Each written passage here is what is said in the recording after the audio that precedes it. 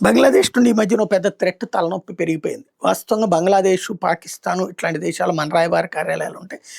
అక్కడ ఉన్నటువంటి వాళ్ళు భారతదేశానికి రావడానికి వీసాలు ఇవ్వడం సహజంగా జరుగుతుంది. చదువుకోవడానికి, ఆ ఉద్యోగం కోసం, ఉపాధి కోసం, ఆ తాత్కాలిక ఉద్యోగం, తాత్కాలిక ఉపాధి, లేకపోతే ఇక్కడ పరిశ్రమలు పెట్టడానికా, ఇక్కడ ఉన్నటువంటి ప్రొఫెషనల్‌గా చేయడానికి వీటికి అవకాశాలు ఇస్తుంటాం మన పొరుగు దేశాల వాళ్ళని. అందులో భాగంగా ఇక్కడికి వస్తున్నటువంటి వాళ్ళు వచ్చిన తర్వాత ఆ పాస్‌పోర్ట్ చించి అవతల పడేస్తున్నారు. ఆ తర్వాత భారత్‌లో భాగంలాగా కనబడుతున్నారు.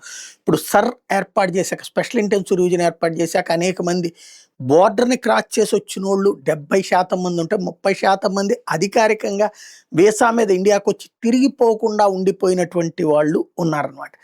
ఇదంతా తెలిసి ఇప్పుడు ఖచ్చితంగా యాక్షన్ స్టార్ట్ చేసింది భారతదేశం. వీసాలు ఇవ్వడం ఆపేసింది. వీసాలు ఇవ్వడం ఆపేసిన దాని మీద ఆగ్రహించినటువంటి బంగ్లాదేశ్‌లో ఉన్నటువంటోళ్ళు భారత రాయబార కార్యాలయం దగ్గరన ఉద్యమించి రాయబార కార్యాలయం మీద దాడులకి తెగబడినటువంటి సందర్భంలో భారత ప్రభుత్వం ఈరోజు మధ్యాహ్నం 2 గంటల నుంచి బంగ్లాదేశ్‌లో ఉన్నటువంటి రాయబార కార్యాలయాన్ని క్లోజ్ చేసి పడేసింది. అదే సమయంలో భారతదేశంలో ఉండే బంగ్లా రాయబారిని పిలిచి సమన్ చేసి పిలిపించి మరి వార్నింగ్ ఇచ్చింది. ఇట్లాంటి అరాచకాలని సహించేది లేదని.